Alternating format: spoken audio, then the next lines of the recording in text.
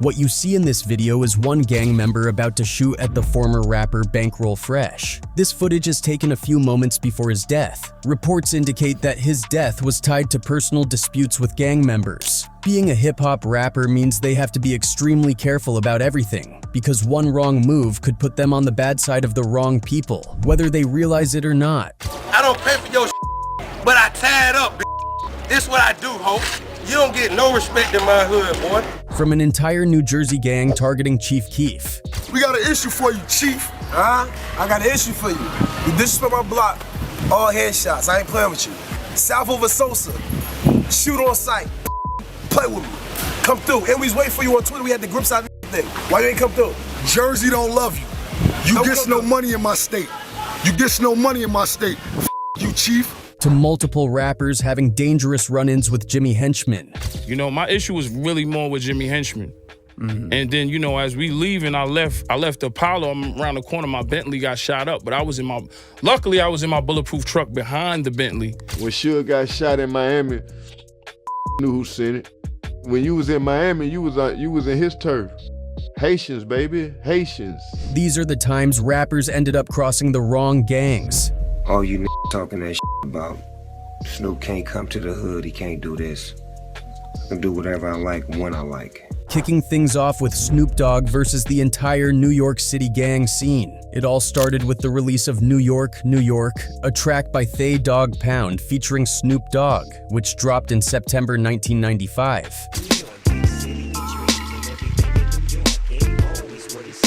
Now, according to Corrupt, the song wasn't meant to be a diss. It was actually intended as a tribute, a way of showing love to New York's hip-hop scene. We really thought that this record will earn us the respect from New York. But things took a turn for the worse when it came time to shoot the music video. During the video shoot, something happened that completely changed the dynamic. Snoop and his crew were shot at while they were filming in New York. All we gave a about was winning over New York. And they shot at us, cuz. According to Snoop, this wasn't just a random incident. He later claimed in interviews that Biggie had called into Hot 97, a major New York radio station, and let it be known that Thay Dog Pound was in town filming. Biggie was on the radio telling them like, yeah, y'all gonna let them come down here in our city and da-da-da-da, and they down there in Times Square. Go handle that. Not long after, the shots rang out. This completely caught Snoop off guard because, as he later explained, he had nothing but love for New York before the incident. He even went out of his way to invite local artists from the city to be part of the video. And after he made that call, then goons showed up and the trailer was shot up. After getting shot at, Snoop and Thay Dog Pound decided to add some new scenes to the music video. They incorporated CGI footage showing them literally knocking over buildings and stomping on cars in New York City, making it look like they were destroying the city. I'm all ready to put work in. Take 10 steps and turn and shoot the verse. Smirking. Then the likes of Mobb Deep wasn't about to let that slide. They took it as a sign of disrespect and decided to fire back. So when they made that, you know, we was looking at it like, what? Like, these kicking over our buildings in the video, stomping through the city, it was like real disrespectful. Their response came in the form of the track LA, Louisiana, which dropped in April 1996. The song featured Prodigy on the chorus with verses from Capone and Noriega and Tragedy Khadafi, and it flipped the chorus from New York, New York, turning it into a direct diss against the West Coast. LA, big city. But the real heat came in the music video. The video for LA, Louisiana featured two men in Los Angeles Dodgers hats, which many fans speculated were supposed to represent Daz Dillinger and Corrupt from Thay Dog Pound. These two characters in the video are shown getting kidnapped, with one getting thrown off a building and the other being to death.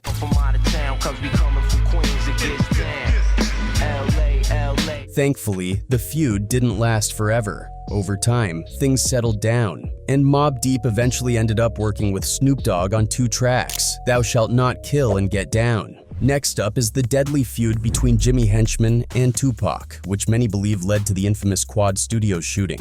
Did you or did you not have anything to do with him being robbed or shot at Quad Studios in 1994? Absolutely never even knew about it, never heard about it. Jimmy Henchman may have presented himself as a hip-hop mogul, but beneath the suit, he was just a street thug who brought terror to many artists, one of them being Tupac. While still deep in the game, one of his associates introduced him to the music industry, and that's when everything changed. Around this time, Tupac Shakur was rising as one of the hottest names in rap. He wasn't yet the global icon he would become, but anyone paying attention knew he was on the verge of something big. Seeing an opportunity, Jimmy wanted to manage Pac, but Pac wasn't interested. The rejection didn't sit well with Jimmy, and what happened next changed the course of hip-hop forever. Henchman was tight with Haitian Jack, a notorious figure in the streets. Pac met Jimmy through Jack, despite warnings from Biggie to steer clear. Back then, Biggie and Pac were cool, but the introduction of Haitian Jack and Jimmy Henchman into Pac's circle marked the beginning of the end for their friendship. Pac wasn't interested in Jimmy's management, but Henchman still found a way to do business with him. Jimmy allegedly offered Pac $7,000 to feature on a track for his artist Lil Sean. At the time, Pac was dealing with an expensive SA case and needed the money, so he accepted. On the night of the recording, Pac rolled up to Quad Studios in Times Square with his crew, including his friend Stretch. Puffy and Biggie were upstairs in the same building, but Pac never made it to them. As soon as Pac walked into the studio lobby, 3 gunmen ambushed him. They shot and robbed him, leaving him wounded and furious. It's December 1st, 1994. The rare, raw footage of Tupac Shakur in a wheelchair the morning after he was shot. Pac believed it wasn't a random robbery. He was convinced it was a setup. He publicly accused Puffy, Biggie, Henchman, and others of orchestrating the attack. That night sparked the infamous East Coast versus West Coast feud, a beef that would ultimately claim the lives of both Pac and Biggie. Pac didn't hold back. On his track Against All Odds, he directly called out Henchman with the lines, "Promised to pay back Jimmy Henchman in due time. Set me up, wet me up, dude stuck me up. Heard the guns bust, but your tricks never shut me up." I mentioned, promised to pay back Jimmy Henchman in due time. I need you just listening. For years, Henchman denied any involvement. Did you or did you not have anything to do with him being robbed or shot at Quad Studios in 1994? Absolutely never even knew about it, never heard about it. But in 2011, a man named Dexter Isaac, an old associate of Jimmy's who was serving a life sentence, came forward with a bombshell claim. Isaac said Jimmy had paid him $2,500 to rob Pac, and even let him keep all the jewelry they snatched, except for one ring that Jimmy wanted for himself. Isaac also claimed that Stretch, Pac's close friend, was in on the setup. Jimmy allegedly gave Stretch a quarter brick of cocaine as payment for lining Pac up. A year after the robbery, Stretch was killed in a drive-by shooting. Pac addressed the betrayal on Against All Odds, rapping, "And that dude that was down for me, restin' dead. Switch sides, guess his new friends wanted him dead." And that that was down for me, rested dead. Switch sides, guess his new friends wanted him. Despite Isaac's confession and Pac's accusations, Henchman continued to deny everything. However, during a confession in an unrelated case, he allegedly admitted to being involved in the Quad Studios shooting. Still, no charges were ever brought against him for the incident. Next up is Suge Knight and one of his former goons. Now this one is different because Suge wasn't a rapper. This was a case of a goon versus another goon. But in this situation, Suge ended up on the losing side. He and his entourage, especially his entourage, got taken out all because he decided to cross one man, George Williams. Back in the day, George was one of Suge's most trusted enforcers, the go-to bodyguard who handled all the dirty work alongside Rick James, Bob Gotti, and Poochie. This guy named George Williams became the main guy. Now, who is George Williams? George Williams was a mob pirate, and the guy was a hitman. But things took a dark turn when his relationship with Suge soured, setting off a chain of events that changed everything. It all began when George noticed Suge's clear favoritism towards Poochie. Poochie was getting houses and expensive gifts for the murders he committed, while George felt he was getting crumbs and the short end of the stick. This led to a lot of built-up animosity, which finally boiled over into a heated argument between Suge and George. Some say George was stealing money from Suge, and when Suge found out, he fired him and demanded that George return all the gifts and cars he had given him over the years. However, other people close to George claim he was set up and made to be the fall guy. Whichever story is true, George refused to return any of the gifts. He felt he had earned them for all the dirty work he had done for Suge over the years. Among themselves, fighting over positionings and checks and jealousy and trying to take a car back. Suge was livid when he found out George wasn't going to give back the car. Some even say Suge feared George, so he thought it best to get George out of the way. But this move ended up backfiring in the worst way. Suge allegedly put a hit out on George. One day, Suge's goons lured George to a secret location where they gave him a severe beatdown. They tortured him, and Heron even shot George in the ass. They were about to kill him, but somehow George managed to escape. George went into hiding after that, but he started recruiting other Piru members to fight against Suge and his crew, mainly including members from Froudtown and Looters Park. George retaliated by having Heron killed. He then switched sides against Suge and became an enforcer for Lil Rod from Froudtown, Peru. Lil Rod had evolved into a powerful PCP dealer across the country, and after linking up with George, they faced a large amount of drugs being stolen. The robbery involved Poochie and his friend William, which resulted in William's death, with Poochie barely escaping. Then there was the death of Vance, who was Lil Rod's best friend. The death was allegedly videotaped, and Buntry played the tape for friends. This enraged George and Lil Rod, leading to Buntry's death. So the situation with Buntry, you said that George killed him? Yeah. And George was a Piru also? Yeah. George continued his killing spree of Piru members, taking out Hen Dog, the man behind the Death Row logo. George's spree was eventually cut short when he and Lil Rod were convicted of manufacturing and distributing PCP and conspiracy to distribute the drugs. During a 2003 raid on their operation, agents recovered 175 kilograms of PCP, 50 weapons, and $175,000 in cash. In 2021, George was released from prison. Currently, he's out on parole and keeping a low profile. Then there's the feud between Jimmy Henchman and 50 Cent's G-Unit, and this one was even more explosive. Their beef escalated into shootings, violent beatdowns, and even the murder of one of 50's close associates. In the end, this war with 50 Cent played a major role in Jimmy receiving his second life sentence. It all started when Henchman was managing the game during his time with G-Unit. He believed 50 wasn't too happy about the game's solo success, and that tension eventually spiraled into all-out street warfare. The tension really blew up when Game refused to jump into all of 50's beefs with other rappers. That was enough for 50 to kick him out of G-Unit, sparking one of hip-hop's most infamous feuds. Sometimes platinum worldwide. Y'all heard me do it. So make some noise, man. Don't hate me. I ain't the bad guy, man. And it's still fuck 50. In 2007, things took a shocking turn when 50's right-hand man Tony Yayo and another G-Unit affiliate, Lodi Mac, ran into Henchman's 14-year-old son, known as Lil Henchman, on the streets. According to rumors, Lil Henchman was rocking a G-Unit shirt, a direct diss to 50 Cent's crew. That didn't sit well with Yayo and Lodi, who decided to confront the kid. The confrontation turned ugly fast. The two allegedly pushed the kid up against a wall, and Yayo started slapping him. Then, Lodi took it a step further by pulling out a gun and pistol whipping the teenager. If I slap your kid, you gonna go all out too. It's the streets. You know, rules got violated, and it is what it is. Both Yayo and Lodi were arrested for the assault. While Yayo's charges were eventually dropped, Lodi pleaded guilty to aggravated assault and was sentenced to a few years in prison. The on Lil Henchman didn't go unanswered. Before Yayo even went to court, someone shot up his mother's house. Most people in the streets believed this was Henchman's way of sending a message. Because your mom's house got shot up afterwards. Was your mom and your sister in the house?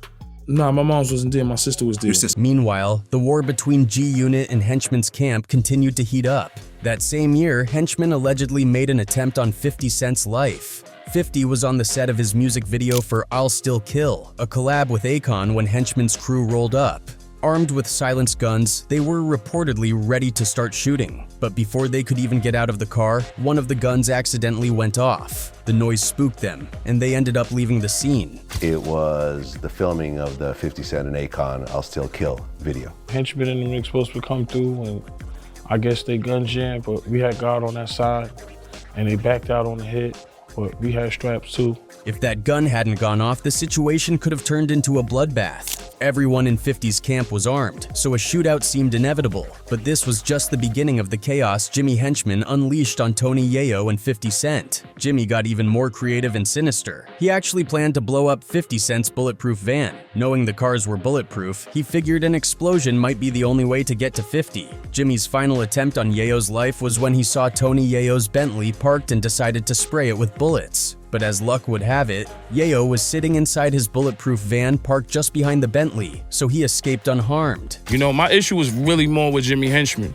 And then, you know, as we leaving, I left the Apollo. I'm around the corner, my Bentley got shot up, but luckily I was in my bulletproof truck behind the Bentley. There were even rumors that Henchman had something to do with 50's house being burned down, though no concrete evidence ever surfaced to prove it. Things reached a boiling point in 2009, shortly after Lodi Mack was released from prison. Just 2 weeks after getting out, Lodi was gunned down in the middle of the street in the Bronx. The murder sent shockwaves through the streets, and all eyes immediately turned to Henchman. It didn't take a detective to put 2 and 2 together. Lodi had assaulted Henchman's son, and now he was dead. For years, the murder went unsolved, though everyone seemed to know who was behind it. While investigators were busy piecing together the murder of Lodi Mack, Jimmy Henchman found himself facing another set of serious charges that would eventually seal his fate. In 2010, Henchman was hit with charges of trafficking, money laundering, and witness tampering. Prosecutors alleged that Henchman wasn't just dabbling in the game. He was running one of the largest operations in the country, pulling in over $11 million a year. When the feds finally caught up with Henchman, they made sure he paid the price. He was sentenced to life in prison. Next up is Chief Keef. His long-standing feud with New Jersey has roots that stretch all the way back to 2014, when what should have been just another performance turned into a night of chaos. The Chicago rapper was doing a show at a club in Elizabeth, New Jersey, when a group of guys in the crowd decided they were going to try and snatch his chain right there in the middle of his set. The attempted robbery didn't go as planned. The guys ultimately failed to get his jewelry, but the incident left a lasting impression on Keef. And when it came time to respond, he didn't just clap back at the individuals who tried to rob him, he went after the whole state. Not long after the altercation, Keef dropped his now infamous track Finito, a song that quickly became a Chicago drill anthem but also sparked one of the biggest rap controversies in New Jersey history. In the song, Keef doesn't hold back, taking direct aim at New Jersey with the now iconic line, "I'm riding through New York, finna go and shoot New Jersey up, trying to take my chain. I ain't going through it, we gon' come and blow New Jersey up." Take my chain, I ain't going. We gon' come and blow New Jersey up. That single bar sent shockwaves through the streets of New Jersey, particularly among gang members who took it as a personal challenge. Suddenly, this wasn't just about a failed chain snatching. It had escalated into an all-out war of words, with New Jersey gangs making it crystal clear that Chief Keef was no longer welcome in their state. And then came one of the most bizarre reactions in rap beef history, the diss picnic. In response to Keef's Finetto lyrics, a large group of New Jersey locals, many of them gang members, organized an actual outdoor gathering solely dedicated to dissing Chief Keef. They pulled up to a park, set up shop, and proceeded to record videos of themselves collectively slandering the rapper, making sure to let the world know that he had officially been banned from their city. Jersey don't love you. You get no money in my state. You get no money in my state. You chief. You chief. Chief Keef. Of course, once clips of the event made their way to social media, the internet had a field day. People couldn't believe that an entire group of grown men had come together just to publicly air out their frustrations with a rapper over a song. But the drama didn't stop there. Fast forward to June 2nd, 2018, and Chief Keef found himself in a life-threatening situation when he was reportedly shot at outside the Times Square W Hotel in New York City. Chicago rapper Chief Keef is doing fine tonight after being shot at in New York. The 22-year-old seen here in this filed video was outside the W Hotel in Manhattan early this morning when a single bullet came at him. The gunman missed, but the attempted shooting sent the internet into a frenzy, with many speculating that the attack was directly linked to Keef's New Jersey beef. And then you have rappers who stood their ground and put these gangs in their place, like Snoop Dogg. After he blew up his own crew, the Long Beach Crips started feeling some type of way. They thought Snoop wasn't doing enough for them. He kept repping and name-dropping the set, but they claimed he wasn't giving back. One specific incident that really rubbed them the wrong way was brought up by a Crip from Long Beach named Flossie. According to him, one of the homies had opened up a new restaurant in the hood and it was quickly becoming a popular spot. Since Snoop had the platform and the influence, they reached out, hoping he could invest in the business or at least promote it on his Instagram to help it gain even more traction. My homeboy Kenneth had a little soul food restaurant, you know what I'm saying? And I was hanging around and the homies was hanging up there until this was beginning to be the spot. So the homies was was like, they was getting the Snoop, you don't want the Snoop to invest in it, you know. We don't want you to put no money up, you know, put us out there. But instead of supporting, Snoop reportedly brushed them off. Flossie claimed that Snoop acted like they were just looking for a handout, like they were always expecting him to give them money, when that wasn't the case at all. I'm hearing all this sidebar chatter that Snoop, and I'm reading texts back and forth with Snoop to the homies, and he talking to homies like we peasants or something, like he gonna make the world think is always depend on him for money. Then came the rumors. Word started spreading that Snoop had been straight up banned from his old neighborhood. The story was that he pulled up to Long Beach with 3 or 4 cars full of security, but instead of being welcomed, he was rejected. The gang wasn't showing him any love, and supposedly, they had made it clear that he wasn't one of them anymore. Naturally, this didn't sit right with Snoop. He wasn't about to let people spread stories like that without addressing it. In a video response, he shut down the rumors, saying none of that ever happened. According to him, it was just a bunch of bitter gang members trying to stir up drama because he was focusing on mentoring young talent instead of associating with them. A lot of people. You is 50 years old. You can't get a job, cuz? You mad at me, cuz? Because I won't help you no more? Because I can't do nothing to help you no more? Because I'm focused on helping out the kids, but mad and jealous at me because of what I'm doing? Trying to blemish my name and my character? Especially those from Long Beach had Snoop's back on this one. They argued that if it wasn't for Snoop, Long Beach wouldn't have the recognition it has today. To them, this whole situation just boiled down to jealousy.